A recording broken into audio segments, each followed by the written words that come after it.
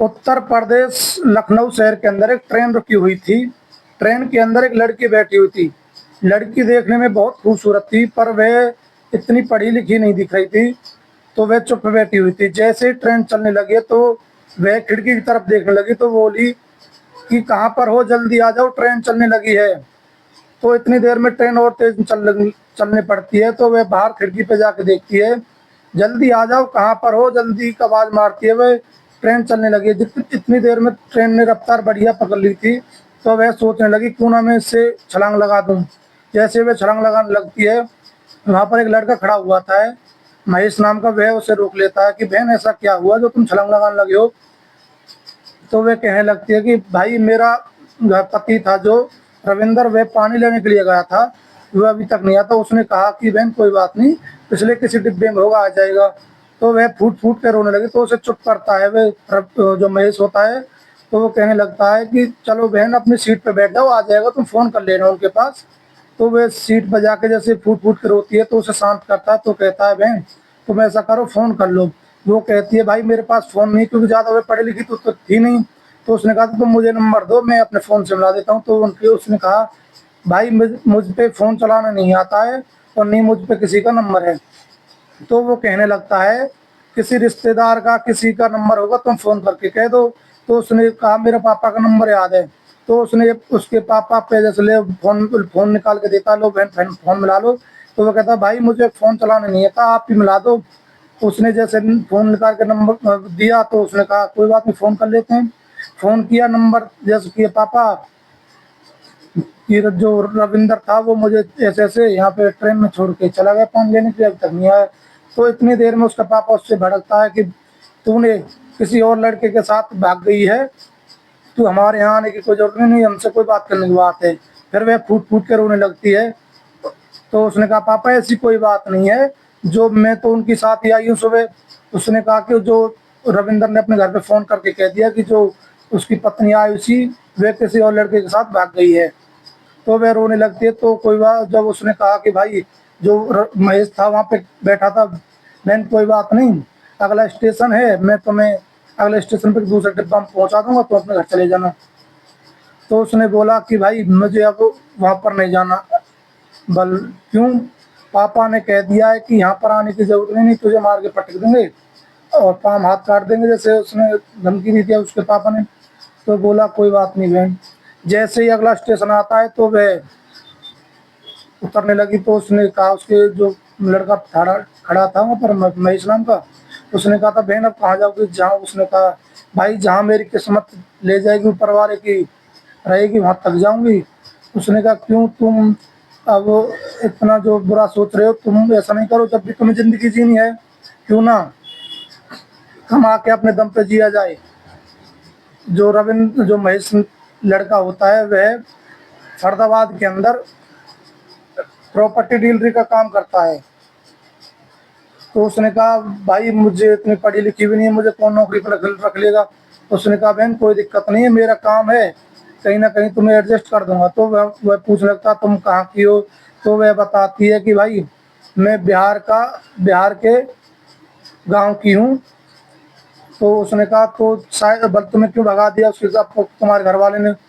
उसने कहा था कि भाई वैसे तो शादी उनकी मर्जी से ही हुई थी, उसको उन्होंने पसंद किया था, उनके माता पिता ने पसंद किया था और मुझे भी पसंद था, तो मैंने शादी के लिए हामी भर दी।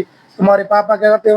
उसने कहा मेरे पापा भट्टे की ईंट बनाते हैं, हम इतना कुछ नहीं जानते, नहीं हमारे घर में लाइट है, ना कोई बिजली का आइटम है, नहीं वॉशिंग मशीन है, नहीं फ्रिज है। तो जहाँ पर मेरी शादी हुई थी वहाँ पर फ्रिज है, वॉशिंग मशीन है, बिजली के ऑटोमेटिक मशीन है, जो वो मुझ पे चलानी नहीं आती थी। तो उनके घर वाले भी मेरे मेरे पे हंसते थे कि यहाँ रविंदर कहाँ से लिया इसको, आयुषी को, इसे कुछ आता ही नहीं है। लेकिन वह मुझे समझा देता है कि ऐसे चलता है, तो मैं चला लेती हूँ। अच्छा तो फिर ऐसे कैसे भगा दी? ये तो मुझे नहीं पता, अगर उसे बताती तो मैं ऐसे कह देती। तो कोई बात नहीं, वे वहाँ से लेके चले जाता है। जो लड़का होता है फरीदाबाद में काम करता है महेश, तो वहाँ पे पहले उसे ले जाता है, उसका जो हुलिया होता है उसे चेंज करवाता है। लड़की का जो देहाती हुलिया था, जैसे साड़ी है या सूट पे रखा, तो उसे उसका जो हुलिया चेंज करवा के, तो पहले उसे कंप्यूटर सिखाता है उसके जो पढ़ाई के अकॉर्डिंग। तो कंप्यूटर सिखा के तो उसे कोई नौकरी तो देता नहीं है, क्योंकि जो डॉक्यूमेंट थे वो तो साहब रहे उसके घर पर रह गए। तो वह कहता है कि कोई बात नहीं बहन, तुम मेरे यहाँ पे ऑफिस में काम कर लिया करो। उसे अपने हिसाब से काम सिखा दिया तो काम वह करने लगी। तो जहाँ उसका ऑफिस था उसके ऊपर एक फ्लैट बना हुआ, तो उससे कहा बहन तुम यहाँ पर आओ अपना।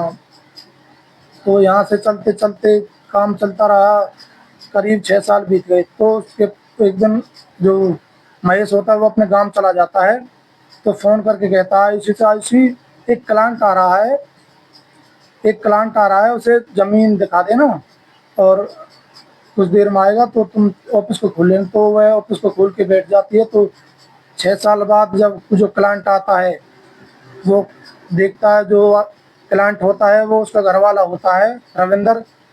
तो जैसे कहता है आयुषी तुम यहाँ पर काम करती है? बोल हाँ मैं तो यहाँ पर काम करती हूँ, लेकिन तुम तो पानी लेने गए थे, अभी तक भी पानी लेके नहीं आए, अब भी खाली आता है हो। तो वह समझ जाता है कि आयुषी समझ गई है कि मैंने इसे छोड़ दिया है, चाहे कैसे छोड़ा है पर छोड़ दिया वन की कोई बात नहीं, अब तुम शादीशुदा हो, अब इस बात से कोई बात नहीं, पहले के लिए मैं तुमसे सॉरी माफ़ी मांगता हूँ।